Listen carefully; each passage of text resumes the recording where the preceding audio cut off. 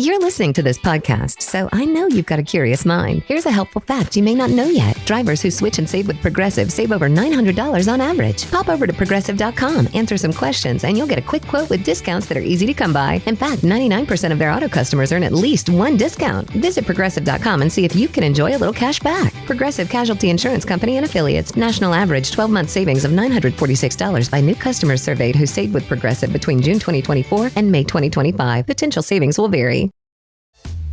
This episode is brought to you by HBO Max. The final season of the Emmy Award-winning series Hacks is now streaming. Starring Gene Smart and Hannah Einbinder, Season 5 finds comedy queen Deborah Vance returning to Las Vegas to solidify her legacy. Don't miss all new episodes of Hacks every Thursday at 9 p.m., exclusively on HBO Max. And listen to the official podcast on Spotify and HBO Max. Subscription required. Visit hbomax.com for details. Doug, where's OG? Is he still in bed? He was supposed to be sitting right here at the table, and he's not here. Is he on the road again? What's up with the video screen? Can I call in? Are you in an undisclosed location, dude? Where are you? Oh, no, I'm very disclosed. I think he actually traveled in 1977. He did. 1977 wants their paneling back. 1975 called. They want their paneling back. For those not watching us on YouTube, he's got a nice Thomas Kincaid pastoral. That's not even a Thomas Kincaid. That's a person pretending to want to be Thomas Kincaid. I think Thomas Kincaid was a student of that guy. That's genuine imitation maple paneling. It's fantastic. There's definitely no insulation to worry about between here and the outside between these walls, though. Don't need it like you do here in the basement where it's already 102 degrees at 9 o'clock in the morning as we record this. So apologies for the audio. I didn't pack the right equipment. That's a euphemism if I ever heard one, but not like you've never heard that phrase before. He so beat us to it. But I have a microphone. Just doesn't fit in the slot. That's right. So, he was looking for a way to avoid it. There is no avoiding it. Oh my goodness. The USB-A is too big for my USB-C, if you know what I mean. And you know what? Either way, Doug, OG has protection from the men and women who serve in our armed forces. No matter whether it's USB-C, USB-A, wow, whatever it might be. And they protected him all weekend long while he could have been getting ready for today's recording, and instead decided to do something we'll share a little later. I'm not going to tell people what it is. You got to wait for the back porch to hear the story about what the mug OG has. I've got our Stacking Benjamin Circus mug. Doug, what do you got today? My hand. He's got his face. He's got the mug. On behalf of the men and women at Navy Federal Credit Union, the men and women making podcast in Mom's Basement, salute to our troops. Let's go stack some Benjamins together, shall we? Thanks, everybody. Uh-oh. Sounds like somebody's got a case of the Mondays.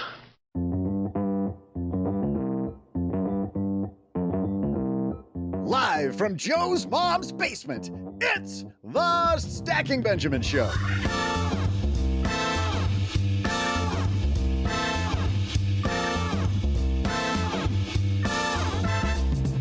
I'm Joe's mom's neighbor, Doug, and is your retirement fund costing you big money?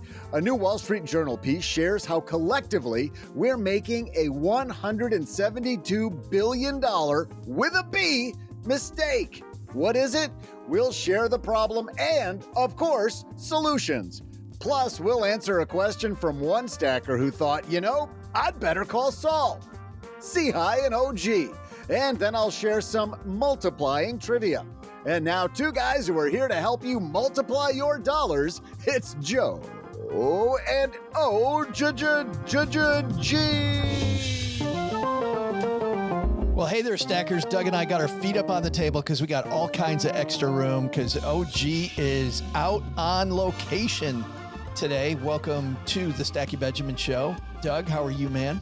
I'm feeling great that you finally let me to the big kids' table. I get to sit over here. Well, we got so much room here that, hey, it makes it easy. All we got is this iPad screen up and OG's face teleported from 1972. How are you, man? Why can't I be on assignment, on location? Like Jim Cantori of the Weather Channel?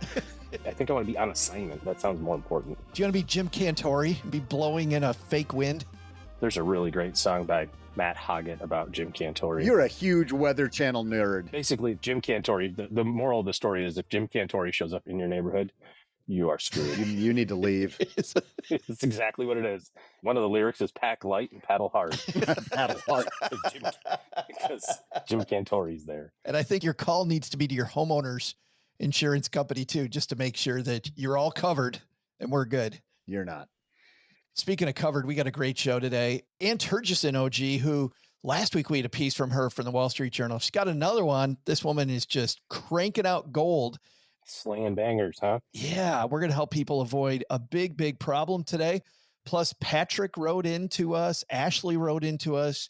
We've got all kinds of great stuff. And because we got a big, big guest coming up on Wednesday, Len Penzo and the sandwich survey. We're flipping the week this week. So we're going to do the TikTok minute today. We are locked and loaded for Monday.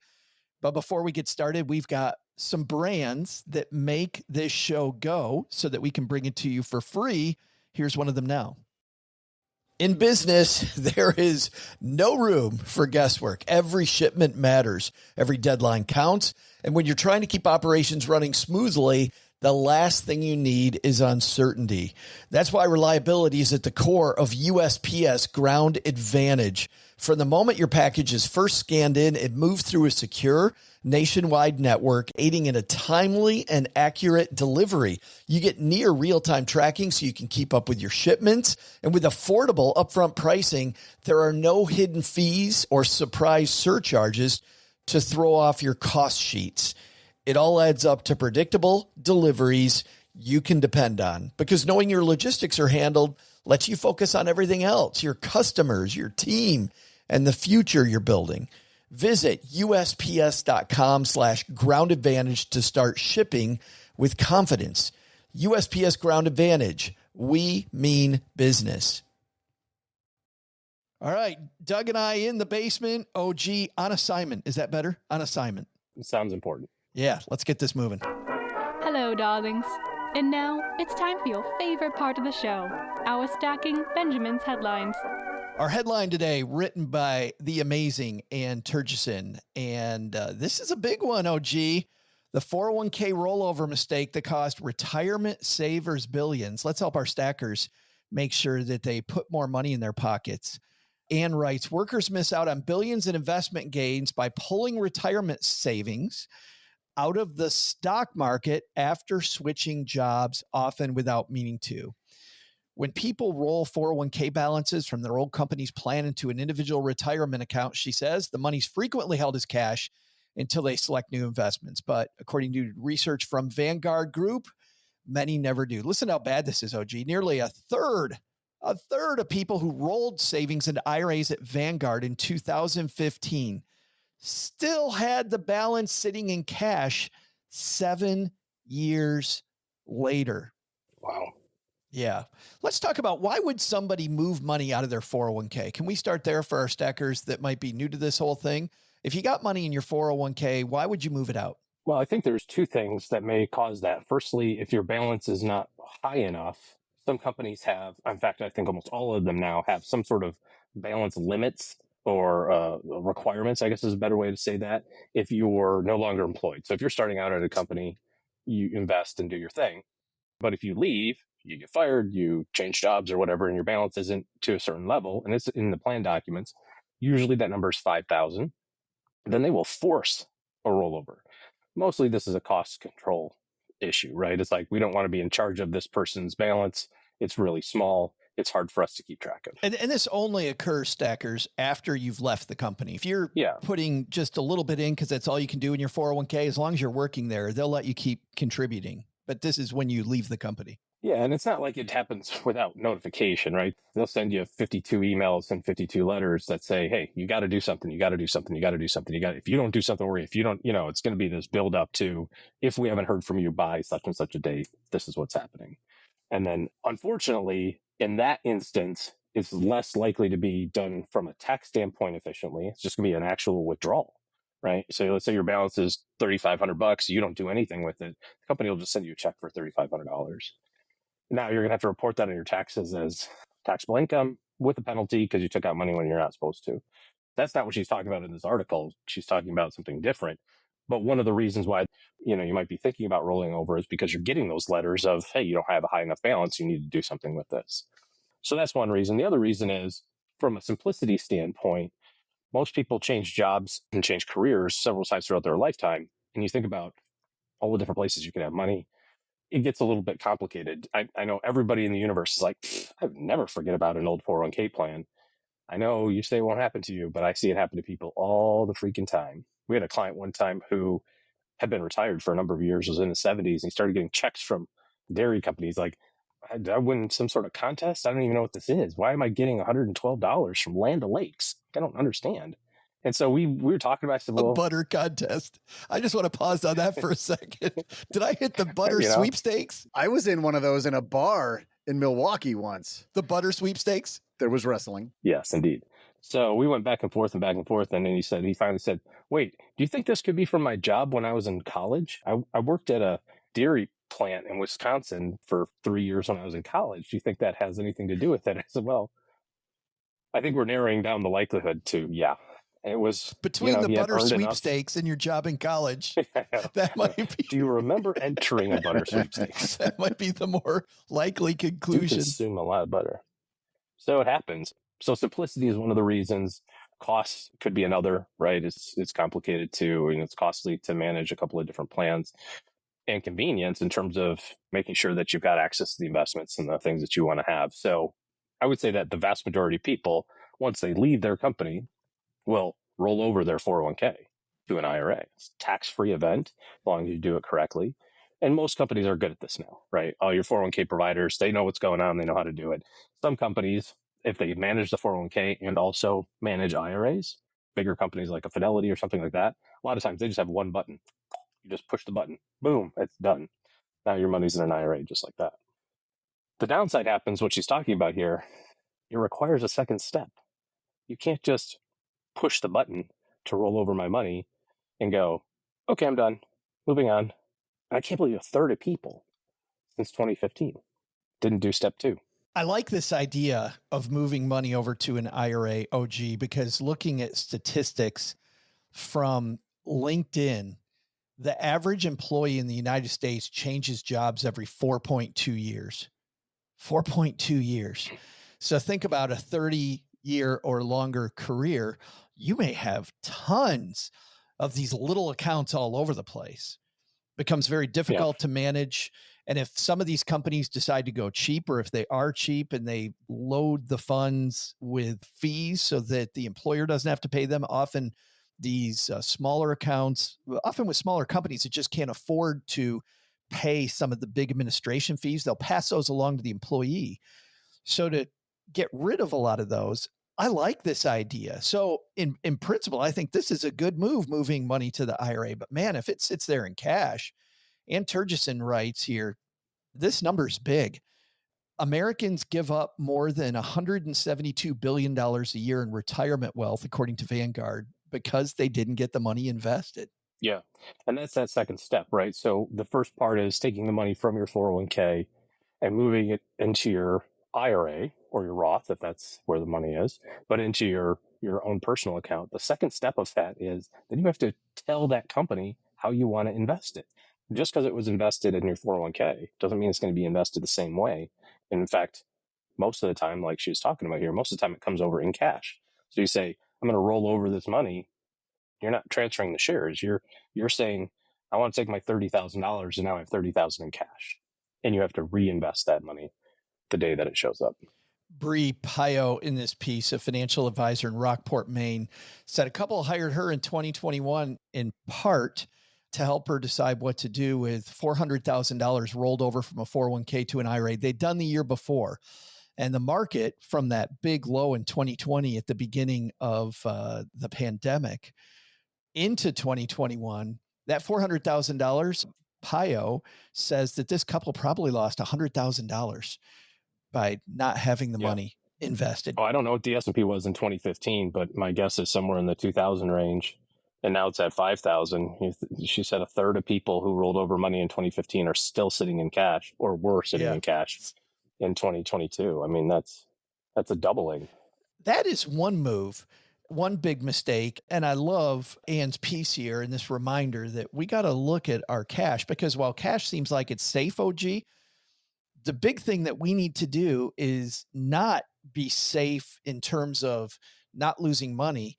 We need to make sure our long-term money beats inflation, because if we don't beat inflation, we're going to have to save dollar for dollar in retirement, the money that we need. And I mean, imagine working 30 years and then having 35 years that you're retired. Do that. I need to live my life and I need to save exactly what I lived on for the future, but do both of those. You just can't do it. Well, not to put that too lightly, because I don't think that we can stress that enough. At the end of the day, it's just impossible. It's not possible to save enough money without the benefit of compounding, without market returns. You cannot save enough money in your 30-year or 35-year working career to fund the next 30 years. It's just, there's just not enough money in total to do that. You know, think about inflation from the day you start working plus 30 years, and then think about inflation from when you retire plus another 30 years. The back 30 years are going to be more than the first 30 years. So even if you saved every dollar that you made, never paid any taxes or had any expenses of any kind, you still wouldn't have accumulated enough money. So you have to use something else. And that something else is compounding returns. And that's the only way to do it. This thing that Ann brings up, I think, is the vast majority of 401k rollover mistakes. I think that a lot of people in the industry see. A lot of people make that mistake. They forget that they got to do step 2. That's very common. Less common, OG, but I think more common with an audience like ours is what money nerds do, which is, let's say that I'm rolling over. We'll use that same number, $400,000. $400,000 is a lot of money. I've got $400,000 sitting in cash. And what's the first thing I think? I think I got to be careful with this money. So I'm going to take this 400,000 and I'm going to leave it in cash looking for an opportunity. Let's talk about that, because this is one I think that we see people that are kind of investment savvy make. Well, to me, I mean, what you're talking about here is completely forgetting the fact that 36 hours ago, that money was invested, and almost treating it like it's a new cash infusion. And you're right. It's kind of silly. It doesn't make any sense whatsoever. If you were still working at your job, it would have still been invested as per your investment allocation decisions 3 weeks ago. But now you get this money sitting in your brokerage account, this $400K, and you go, whoa, hold on a second. The number of people that ask the question, how should I invest this? It's like, what do you mean, how should you invest it? How was it invested yesterday? Make it the same. If it was good yesterday, it's good today. The fact that you missed today is a really bad thing. We talk about time in the market versus timing the market. And there's different studies out there about if you miss one, the best day, you miss the second best day, so on and so forth in a year, how your returns suffer. You just can't afford to not know that Monday, August 5th is the best day. You don't know that until the year's over. And you're like, dang, that was the day I was sitting in cash. When we look at rollovers from 401ks to IRAs, if your time horizon is still the same, if you're mid-career, that money should be invested the nanosecond that it shows up in its entirety in the same manner in which it was invested probably the week before. We talked to Dr. Daniel Crosby last week. We didn't talk to him about the same stuff, OG, that we've talked to him about in the past, which are these behaviors and our emotions. Instead, we talked to him about the soul of wealth and having money doesn't make a life. I mean, it was an interesting discussion, one different, but I know that Dr. Crosby deals a lot with, and you deal a lot with, these emotional roller coasters we on. I think this is a big time. And Doug, you've rolled money over from past employers to IRAs before. Yeah. I'd like to get into your head for a minute, because it seems like... Good luck. Did I say that out loud? You're going to find an empty, cavernous... Let me know when you find something. The hell am I thinking? I don't know if you've done this, Doug, where you invest the money then right away and it goes down, even if it was in the same type of stuff it was in before, or even something that you truly believe might be a better mix. It's got to be difficult not to think my new IRA sucks. Like, you get 6 months in and the IRA has lost money, and you're in this new, you roll it from whatever employer and it was doing fine. And you move it over to Charles Schwab. Let's say it's sitting in Schwab. It sits there for 6 months and it loses money.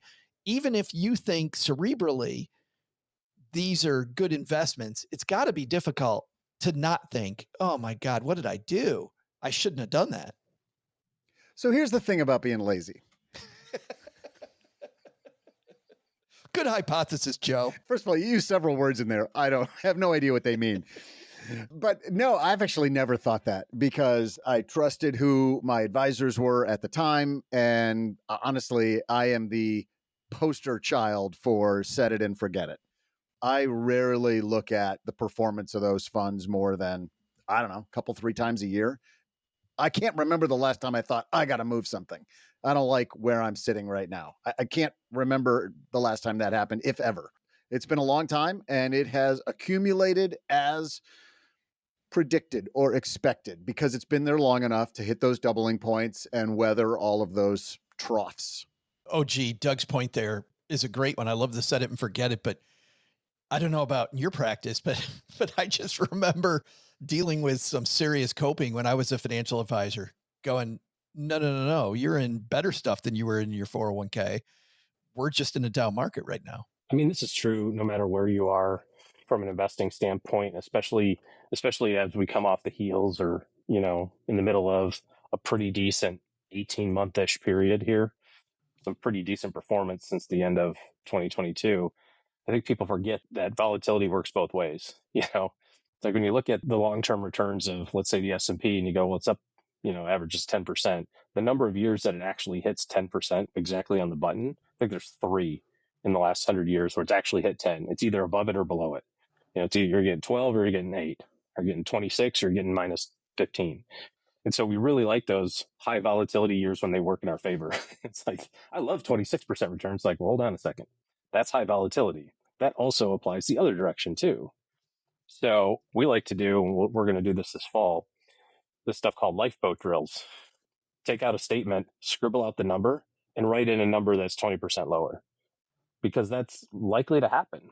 That's the reality of investing, is that some days you've got 500K and some days you got 400. But over long periods of time, the 5 turns to 6, turns to 8, turns to $1 million, and then goes back down to 800. And that's why I think it's really important to look at those long-term backwards numbers, because it just seems impractical. It seems almost impossible that outcome has happened. We were talking about 2015, somebody who has access to faster internet than me in the middle of northern Michigan can look up, what was the S&P at in August of 2015? I don't know what the number is, but it's half probably of what it is now. And you look back and you go, well, 2015 wasn't that long. It was a long time ago, right? 9 years at this point, but not that long ago. And you go, holy crap. If I'd have just stuck my stupid money in and not done anything with it, it would have doubled just sitting there. And then, look at those over periods of time. The hard part is looking at that in the future and believing it will happen again, especially if the market's not behaving the way that you hope it. So long-term money, long-term results. Approach. Yeah. The third thing I want to bring up is that I think for some people, when they move that money over to an IRA, they go, you know what, I'm going to take a little bit of this and I'm going to go to the casino. Now that it's not in a 401k with these responsible options and I can do whatever I want. Oh, hey, you might get better returns in the casino. I got a great email from Stacker Patrick, who found this one. And this is an area where we see people bet and not bet. This is from The Motley Fool, written by Keith Spites. 3 reasons to buy the Vanguard Small Cap Value Index ETF like there's no tomorrow. And Patrick said, you get these not just from Motley Fool, but from these different online investment. Oh, I should buy the Vanguard Small Cap Value Index. And the key points in this piece are there's this rotation of small cap stocks. We've seen it. You know how we predicted this, OG? We predicted this would happen a couple months ago when we were talking about people online saying, I'm no longer going to buy small caps. Because the second that people start saying online, I'm not buying them anymore, that is specifically, I think, when they come back. It's amazing how much correlation there is. Well, I saved an article from Morningstar. It's on my phone still because I saw it and I was like, oh, I got to save this one. This will be great. And the whole thing is that academic research has supported the idea that smaller companies produce higher returns, higher expected returns than big companies. And that just makes a ton of sense, right? If you're like a small chip manufacturer and you're making, doing $500 million a year revenue, and all of a sudden Apple says, we want to use your chips, you go from 500 million to $1.5 billion, right? Like you 3x your firm with one contract. Apple says they sell 10 million more iPhones and nobody notices, right? But if they sell using your chips, all of a sudden, like, things go crazy. That academic research has been around a long time. But lately, let's say the last 7-ish years, that hasn't been true, right? So large companies have done better than small companies, and you're starting to see the disparity between the returns on both ends. Large companies are doing so much better as small companies are doing so much worse. And so this whole article that I read from Morningstar was like, the small cap premium, that's what it's called. The small cap premium doesn't exist anymore. It's gone and they'll never be back. All this other, like all this, like basically you don't ever need to own that stuff. And again, not equipped to Google stuff and record podcasts at the same time based on download speed. But in the not too distant past, the small cap markets were up 15%. Here they come. In like 7 trading days or something. And back to that point of you never know. And by the time you find out about it, it's already too late. I mean, that's a great example, right? Even if you're watching your stuff on a weekly basis or on a couple of days you log in or something, by the time you process, wait a second, small companies were at 200 a share. Now it's at 2.5 a share. Like, oh, whoa, what happened here? Those are the 3 days that happened. It may stay at 225 for the next year. But guess what? That 200 to 225 happens in that short period of time. Fast forward 1 year, all you see is 200 to 225. You go, oh, it was a great year. No, it was a great 4 days. So from an investment perspective, you have to be participating in all of this all of the time. Like your trip to TJ, it was a great 4 days. Yeah, I don't mind Motley Fool telling people to go in on small value. But back the truck up. We also want to remember what kind of a roller coaster ride this is going to be. Like, don't get out of it, but man, I'm not taking my whole 401k and riding the small cap value train. Oh, you're such a baby. But there's 2 sides to that, right? So we were talking about volatility, upside and downside. So if we know that small companies have a better return, and we know that value companies have a better return, this has been shown academically, why would we not have all small value? That's a logical question, right? If I know this is true and this is true, why not just have all of this? And if you did, we say that the S&P averages 10% a year. That's a historical number. Small companies average close to 13% a year. Whoa. This is what Dave Ramsey must be really talking about. 13 is greater than 10, right? Why don't I want the 13? Well, pick up one end of the stick, you get the other. So what's the other side of plus 13? Every so often, small companies go down 65%. And to all the people out there who go, oh, I'd totally stay the course. No, you won't. Bless you. Yeah, thank you. I mean, again, thinking of this in real dollars, you have $1 million all in small companies, and you wake up a year later and it's at 350K. And your first reaction is, oh, I'm totally staying the course. This is great. This is awesome. Back the truck up. That never happens. I doubt anybody actually sees it. So you have a little bit of those things. You have little pockets of diversification. So you have the opportunity to participate when small companies do well. You also have the opportunity to rebalance into small companies when they don't do well and large companies do well, right? So you sell the profits from the large companies and rebalance back into small. That's how dollar cost averaging works once you're not putting money in anymore. Some people ask that question. Well, if I'm retired, how do I dollar cost average? Rebalancing is your dollar cost averaging. Small value is science. Yeah. Small value is a nice place to be. Thanks for sending this to us, Patrick. Back it up. I just don't like the gambling aspect. And I love people gamble out. Yeah, you and I are a little different in that regard. We might be a little different. People gamble out going, I'm not going to gamble on this anymore. And then they lose. And people go, I'm going to back the truck up, and they lose. Well, and fundamentally, to your point, it's not any different than somebody saying AI is the new thing, and therefore you need to put all your money in NVIDIA. It's like, or the Magnificent Seven or whatever. Some of that is appropriate. You need to have some of that in your portfolio, but you also need real estate, which has gotten its face kicked in the last 2 years. You need to have small companies. I was at a dinner last night with a guy who's the head of a major healthcare company in town. Scoreboard. Hundreds of millions of dollars. Scoreboard. And this guy asked about the podcast, and he said, I think it's time to sell NVIDIA. And I said, really? Why do you think that? He goes, because I've had 3 people that know nothing about money ask me whether they should buy NVIDIA in the last 10 days. Which means, in his long-term perspective, the guy must be 70, in his mid-70s. He's like, historically, that's always been the time to get out. That's always the sign. That's always the sign. Fearful when others are greedy. Yeah. Did he have you pay for dinner, Joe? Luckily, it was a company event. Nice. Which is why I was there, Doug. I'm like, oh, I get to go to this. Free shrimp cocktails. I get to go to this Little wiener hot dogs. Yummy. Get to go to this high-end restaurant and somebody else is buying. I'm in. Pigs in a blanket. But it is funny. You start seeing this stuff. Everybody going, no, I don't need diversification. And here comes small cap back. We will dive even further into this. If you're like, well, then how do I diversify appropriately? You know what? That's where this starts to get technical. We call that the 201. And we've got a newsletter that handles that. That's going to come out. Well, it already comes out the day after each of these Monday, Wednesday podcasts. Every Tuesday, Thursday, you'll get a copy of the 201. And when we are traveling, like I'm headed to Minneapolis, St. Paul at the end of this month. So sign up for the 201, stackingbenjamins.com/201 gets you there. Coming up in just a minute, our TikTok minute. And I've got a great investment, OG, that I absolutely love. And this TikToker is going to explain exactly why it's a fantastic investment. But that's on the other side of maybe the pinnacle of this podcast. Doug, get your feet off the table when you're podcasting. It's time for you to go. Doug, what's today's trivia question?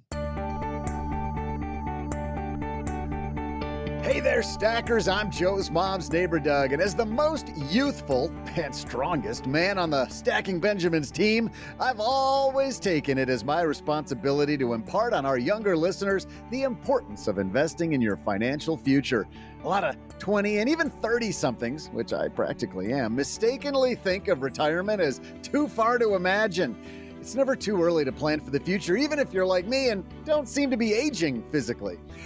I never used to plan ahead for anything. Every year I put off Christmas shopping until BAM! It's suddenly Christmas morning and all the stores are closed, so I gotta go to 7-Eleven to get everyone their favorite beef jerky. Luckily, I've never procrastinated when it comes to saving for retirement. I plan to spend my final years drinking Hootie Lights on a beach with a beautiful lady. I don't want to risk that not happening, so I invested all my money. Even with its occasional volatility, the best place to keep your money is where it's going to pile up fast, which is why I've put everything into money market funds, because that's where you make the money, right? Duh. Today's trivia question is, how many times your annual salary should you have invested by the time you're 50, according to rules of thumb in major online publications? I'll be back right after I see how much it would be to retire into the Virgin Islands. Sounds like those are people like me. I had a breakfast mentoring meeting yesterday with a young woman who was just amazing. She is graduating from college with a degree in wealth management, and she reached out hoping for some pointers. And listen, if somebody's in Texarkana and wants to go into this beautiful field of personal finance and helping people get their money together, that is incredible. But even more incredible is how she reached out, how she was trying to network. And I was having a discussion that finding the right person and avoiding the wrong person for a role, that's what can make or break an organization. And we just don't see that many qualified people. So how do you find them? Well, Indeed sponsored jobs is a boost whenever you need to find quality talent. If you're hiring, Indeed is all you need. You can stop struggling to get your job post even seen on other sites. You'll match with quality candidates with Indeed's sponsored jobs. Get matched with and hire quality candidates who can drive the results you need. Reach candidates who meet your specific criteria like skills, certifications, or location. It drives me crazy when I'm matched with all kinds of people who aren't a fit. I don't have that kind of time. People are finding quality hires on Indeed right now. In the minute I've been talking to you, companies like yours made 27 hires on Indeed, according to Indeed data worldwide. Sponsored jobs posted directly on Indeed are 95% more likely to report a hire than non-sponsored jobs. Spend less time searching and more time actually interviewing candidates who check all the boxes. Less stress, less time, more results. When you need the right person to cut through the chaos, this is a job for Indeed sponsored job. And here's what's cool, stackers. You're going to get $75 in sponsored job credit to help get your job the premium status it deserves at Indeed.com/podcast. Just go to Indeed.com/podcast right now and support Stacking Benjamins by saying you heard about Indeed right here at Stacking Benjamins. Indeed.com/podcast. Terms and conditions apply. Hiring? Do it the right way with Indeed. Insurance isn't one size fits all. That's why drivers have enjoyed Progressive's Name Your Price tool for years now. With the Name Your Price tool, you tell them what you want to pay, and they'll show you options that fit your budget. So whether you're picking out your first policy or just looking for something that works better for you and your family, they make it easy to see your options. Visit Progressive.com. Find a rate that works for you with the Name Your Price tool. Progressive Casualty Insurance Company and Affiliates. Price and coverage match limited by state law. You didn't start a business just to keep the lights on. You're here to sell more today than yesterday. You're here to win. Lucky for you, Shopify built the best converting checkout on the planet. Like the just one tapping, ridiculously fast acting, sky-high sales stacking, champion of checkouts. That's the good stuff right there. So if your business is in it to win it, win with Shopify. Start your free trial today at shopify.com/win. Did you know Fast Growing Trees is America's largest and most trusted online nursery with thousands of trees and plants and over 2 million happy customers? Whether you're planting fruit trees, adding privacy, brightening things up with flowers, or bringing in house plants, Fast Growing Trees has it all. Even better, they can help you find options that are right for your climate, your space, and lifestyle. Click Order Grow. Every plant arrives healthy with the Alive and Thrive guarantee straight to your door. So if you're ready to get planting, this is the moment. Right now, they have great deals on spring planting essentials, up to half off on select plants. And listeners to our show get 20% off their first purchase when using the code WWO at checkout. That's an additional 20% off. Better plants and better growing at fastgrowingtrees.com using the code WWO at checkout. Fastgrowingtrees.com, code WWO. Now's the perfect time to plant. Let's grow together. Use WWO to save today. Offer is valid for a limited time. Terms and conditions apply. Go to growingfasttrees.com for details.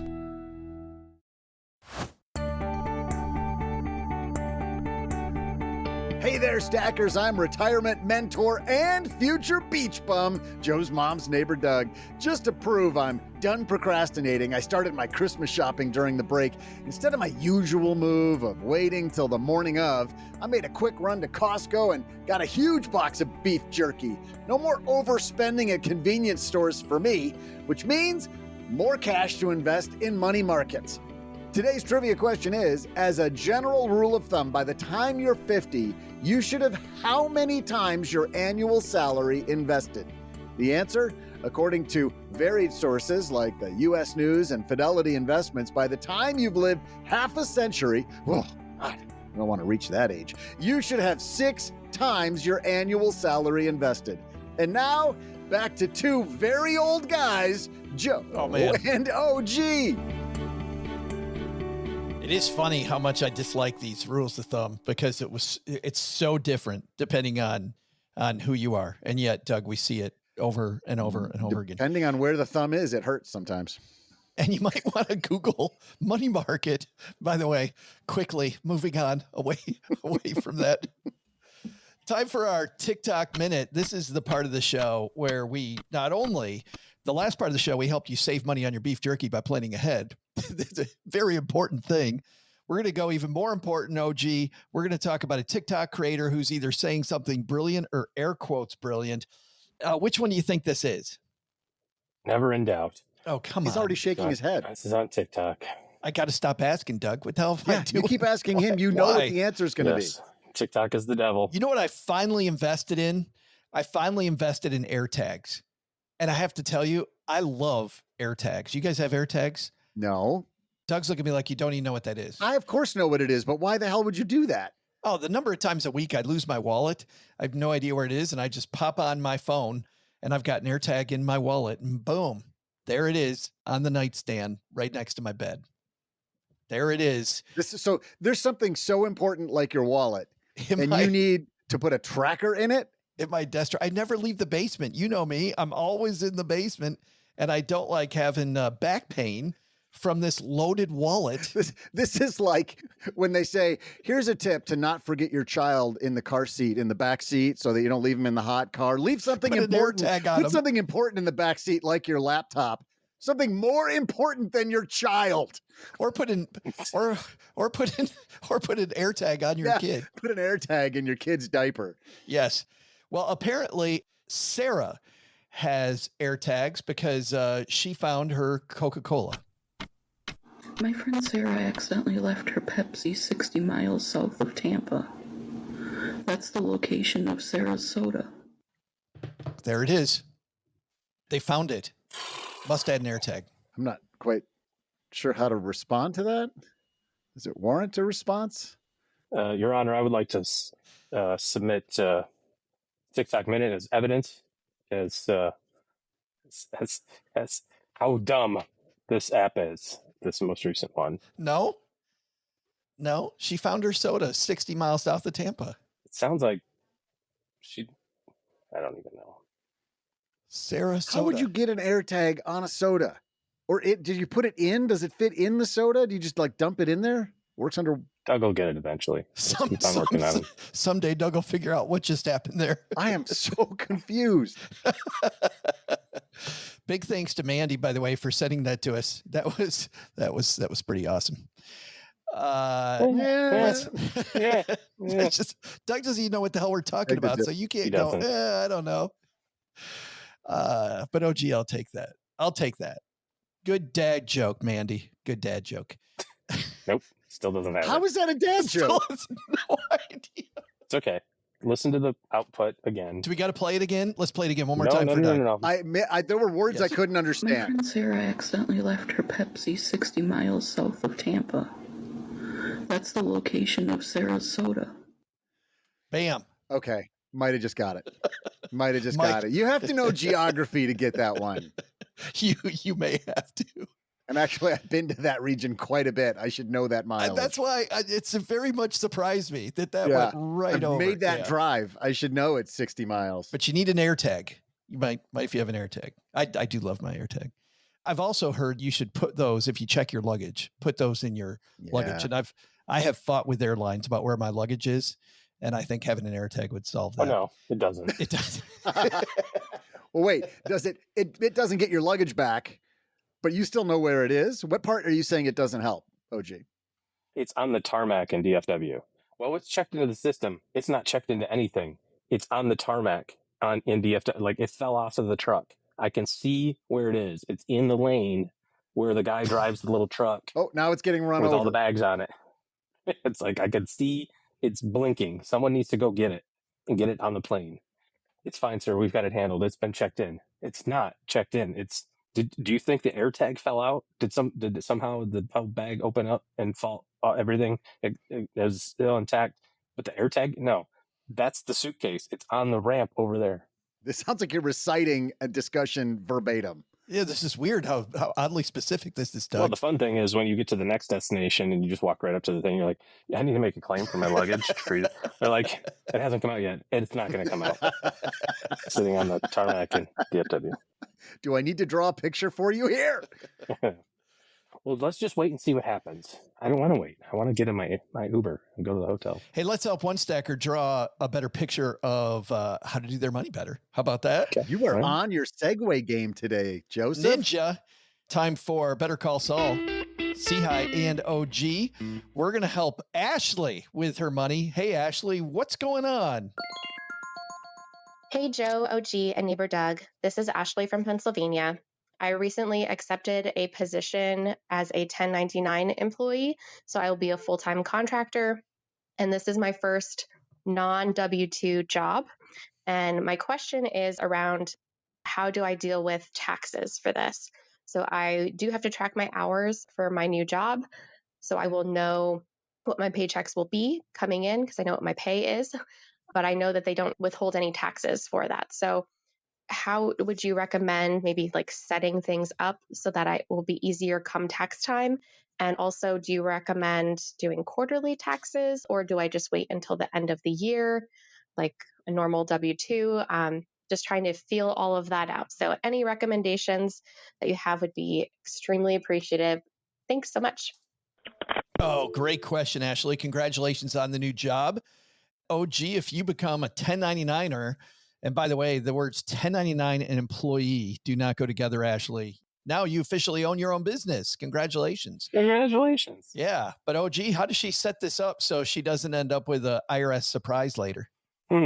Yeah, and this is really one of the most common things when it comes to contract work. And this isn't just like contract work of maybe you're a freelance designer or something like that, but if you do some gig economy stuff, right? You drive Uber or you deliver DoorDash or Instacart or something like that, you get 1099. And so the question always is how do you account for that on your taxes? One of the things she actually said here was, well, do I wait till the end of the year like you do for a W-2? Well, you don't for a W-2. You are paying taxes every week or every other week, or, certainly no less than once a month. Your employer formerly was sending in your tax receipts for you and their contributions as well. So that's an automated process that happens in the payroll system behind the scenes. So when you're a 1099, when you run your own business, you have to think of it that way. You are now the HR department and you have to submit payroll receipts and taxes and all that other sort of fun stuff. Generally speaking, when you take a 1099 position versus a W-2 position, the pay rate is higher. And so that's the enticement part of that, where it's like, I was making $30 an hour, but they want to pay me $40 an hour if I'm 1099. Sweet. Well, there's gimmies and gotchas for everything, right? So that extra $10, a lot of that's going to go back to the government in the form of taxes that you now have to be in charge of as opposed to your employer. So a couple of things that I would think about. Firstly, you need to separate your 1099 income from your personal income. In fact, I would have the 1099 money be paid to a separate bank account. If you want to set it up as a separate company, a separate LLC, just to kind of formalize that would be great too. No requirement to do that. Doesn't save you any money or cost you any money in taxes, but it's a way to kind of separate it in your mind. Either way, your 1099 paycheck needs to go into a separate bank account. Then, as the employee of your 1099 company, see what's happening here? Now you need to pay yourself a salary from your 1099 job. Part of the 1099 salary, or part of the salary that you're going to pay yourself, means that you also have to submit taxes on your employee, which is yourself, and on your employer, which is, also yourself. See what's happening here? You are kind of all of the things, right? All of your employer retirement contributions, all that sort of fun stuff. So a good way to pencil this out, if you've never done this before, is buy an hour or two of a CPA's time, especially this time of year. This is a little quieter. They're going to ramp up as we get into the fall when extensions start becoming due. But this is a great opportunity to make an introduction or get an introduction to a tax preparer or CPA in your area if you don't have one, and just go, all right, map this out for me. Like, here's how much I think I'm going to make. Here's how much I think I'm going to earn. Here's what I think my deductions are going to look like this year. As a 1099 contractor, you have the opportunity to have business expenses that you might not have as an employee, and then set up a system for what that looks like. Ballpark rule of thumb, you probably are going to have to withhold 20 or 25% and submit to the IRS quarterly your estimated tax payments to be able to stay on top of it. The questions I would ask the CPA if you get some time would be, what do you think that I need to submit on a quarterly basis? And what's the minimum number so I don't have to pay a penalty at the end of the year? And those two numbers are factored based on, an estimation of the future, but then also a look back of what actually happened last year. So you can avoid any penalties by at least doing the required amount from 2023 in 2024. And then you kind of wash, rinse, repeat every year. That doesn't mean you won't owe a bill, which is kind of the forward-looking component of that too. So I kind of like to be somewhere in the middle where I might owe a little bit of money, but I'm definitely not going to have a penalty. That I'm comfortable with having a little bit of liability, but I don't want to have to pay a penalty because I under withheld throughout the year. This is a new adventure altogether by being a business owner, even if you're a business owner of one. Hey, OG, can I ask for a bit of clarification there? If you must. Thanks for making me feel so at ease.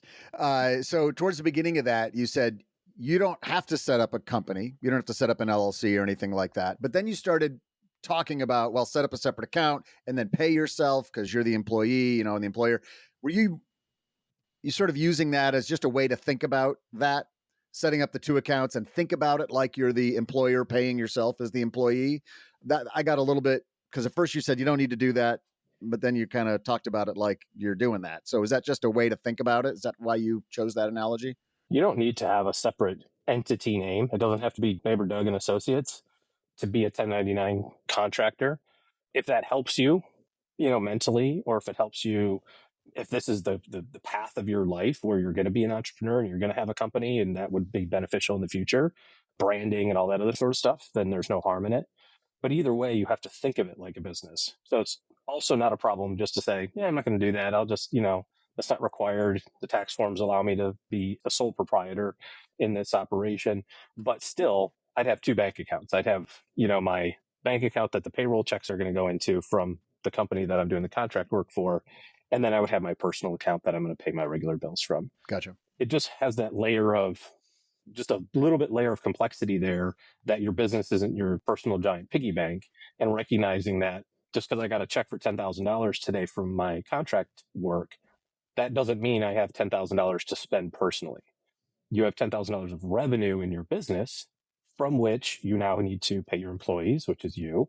You need to do marketing. You need to pay taxes. You need to build a website, whatever it is that you're doing to get to your contract opportunity. Yeah. I mean, all of those things. Yeah, right. Absolutely. Are there last question, are there advantages to setting up an LLC or anything like that, or whether it's liability protection or anything like that, why you might consider that if you're going to become a 1099 worker?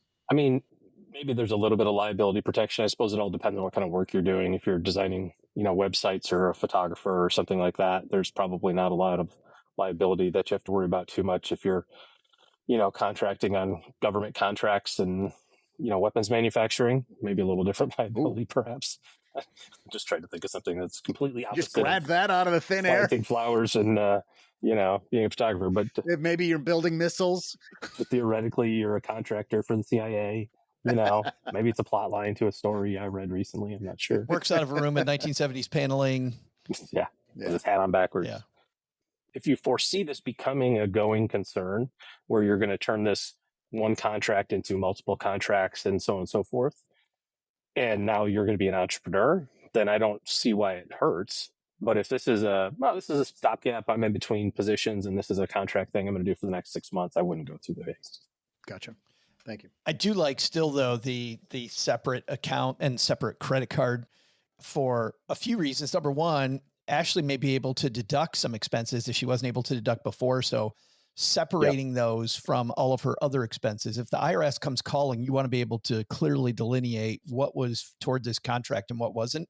And if you've got your trip to the grocery store next to the thing that you're writing off, it's going to be very difficult. Yeah. You got lunch with a client and also you stopped at the grocery store on the way home. To your point, it's like, how can you say that this lunch was not just a personal lunch and it was a business lunch? Yeah. So even if it is just a separate account with your name on it and not an official quote business, having that separate account, separate credit card, separating those two, going to make things much cleaner for you, much easier. And plus, you know what, OG, just from a lifestyle perspective, if your client pays you different amounts, better to keep that all in a separate account so that you can see the revenue streams and keep track of how you got paid even. Well, that, and you don't want your paycheck to be contingent on your contract work, the timing of their compensation, right? You want to have revenue that comes in and you pay yourself consistently like you would any other employee, right? Doesn't matter that your project didn't pay on time, you still owe salary to your employees. So that just helps build it the correct way. And I think all of those things that you're talking about in terms of being able to delineate between personal and business expenses, kind of the line of demarcation between those things, all of those things are super important. Ashley, thank you so much for the question. And you know what? We're going to send Ashley a key to some swag at the Stacking Benjamin store. StackingBenjamins.com/shirts gets you there. Doug, you're in the final 100 days of this election cycle. And clearly the choice, if you don't want to... Boy, things have turned. If you don't want to be a part of the political game, the political machinery we're seeing all around us everywhere, just a vote for Doug. Write-in candidate. Vote for neighbor Doug. Not crooked at all. The shirt just says it, not crooked at all. StackingBenjamins.com/shirts or StackingBenjamins.com/voicemail if you've got a question for OG. And again, Ashley, congratulations on the new gig. That's fantastic. Hey, time for us to wander out on the back porch where we discuss all the things going on in our life. And OG, we said that you are on assignment early in the show. On assignment. I'm testing all sorts of new, some people do side hustles. Yeah. I am trying to explore different side hustles this summer. I think I've kind of locked in on one. What are you doing to stack the Benjamins this week, OG? Oh, it's filthy. It's not even fair how easy this is, like fish in a barrel. So in Texas, where I live, there's no casinos. You have to go to Oklahoma or Shreveport. But in Michigan, I found they bring the casino to you on your mobile device. Another reason why it's the greatest state. All you have to do is put your name and social in there, give them a little bit of money, and they're like, press these buttons. You can play all the blackjack you want. So I've devised a new strategy. I'll be coming out with my TED Talk later, but this involves traveling to Michigan.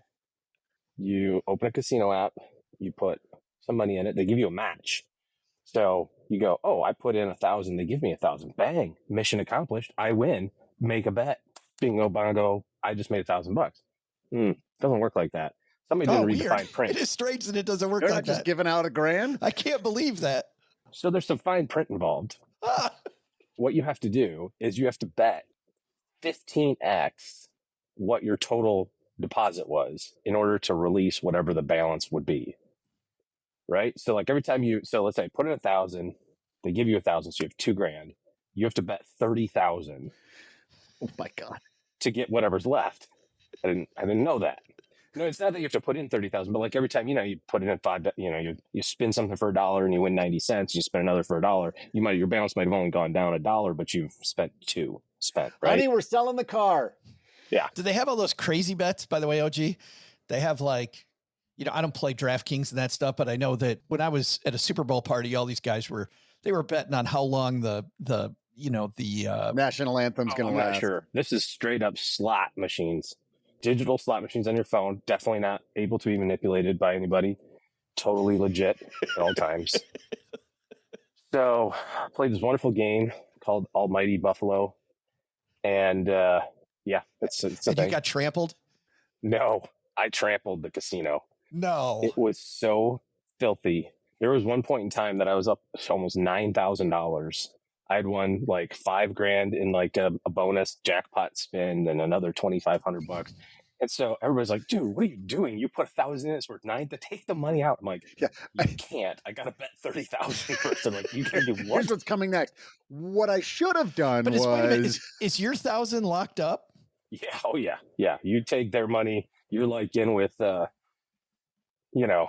your money's my money now. Like one of those there's situations. No way this is rigged. I got a third of the way there and things were going great.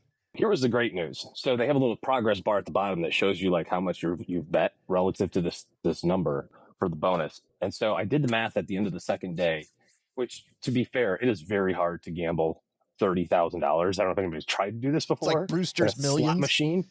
No, you just literally have to press the button like on your phone. Like I see my mom do it on like fake casino apps, or you see old people do it.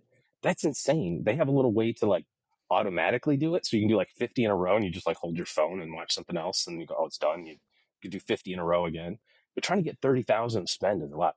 So at the end of the first day, I was about 75% of the way there, which was cool. So I bet 20,000, but I had $8,000 left. So I was like, there's no way I lose every single spin for the next $8,000 worth of spins, right? That can't happen. That's not going to happen. I didn't lose them all. I lost about half of them. But the moral of the story is that if you go to Michigan, you put $1,000 in the casino, and then you transfer $4,500 back to your bank the next day. So what do you think about them apples, fellas? I got the first round of beers at the Sizzler. I thought you said you could. Wait a minute. How did this math isn't working out? You just said you couldn't take the money out until you got to 30,000 to spend, which I did. So you have to keep playing. Like even though it says like you have $9,000, you have to keep betting until you've bet 30,000. Oh, cumulatively. Yeah. And after all of that action, you netted to being up 4,500. You netted, even though you put in 1,000 in the first place. So did you net 3,500? No. Or did you check out with 5,500? Yep. Would you like to speak into the microphone and tell the mafia exactly where Michigan you are? The funny thing was that not funny, haha. So, my kids are watching me do this and they go, Dad, this is rigged. And I go, it's rigged. How am I up like, I got $9,000. And they're like, it's rigged. And then like proceeded for the next $8,000 worth of spins to basically lose half. And I was like, okay, yeah, it's rigged. So, anyways, so I'm 1 for 1 in Michigan seniors. I like how the teenagers are the voice of reason. I know. So I'll be back next summer, folks. Looking for another play vacation. It's gonna be great. Great way to end a financial planning show. Well, don't bet more than you can afford to lose. Don't do that. But if you happen to hit a heater on the casino app on your phone, you can thank me later. But then my father-in-law had to be a killjoy and goes, "You gonna owe taxes on that?" I'm like, God damn, come on, man. And then I thought, he's probably right, and I'm gonna have to file Michigan taxes because I'm in Michigan, and my CPA is probably gonna charge me $1,000 to file out-of-state taxes. And well, anyways, I probably lost money on this whole deal, but it feels good right now. But you're a winner. It feels good right now, baby. Don't do what I do. Doug, besides don't take the $1,000 from the Caribbean online casino to play rigged slot machines, what else should we have learned today? Well, Joe, here's what's stacked up on our to-do list today. First, take some advice from our headline. Rolling over the 401k, that's a great first step. Step 2, get that money invested. Second, Sarasota? Yep, we found it. And I finally figured it out. But what's the biggest to-do? Definitely Google where you're putting your money. Turns out that money market doesn't mean what I thought it did. Now I have to adjust my retirement beach house filters on Zillow. This show is the property of SB Podcasts, LLC, copyright 2024, and is created by Joe Saul-Sehy. Joe gets help from a few of our neighborhood friends. You'll find out about our awesome team at stackingbenjamins.com, along with the show notes and how you can find us on YouTube and all the usual social media spots. Come say hello. Oh yeah, and before I go, not only should you not take advice from these nerds, don't take advice from people you don't know. This show is for entertainment purposes only. Before making any financial decisions, speak with a real financial advisor.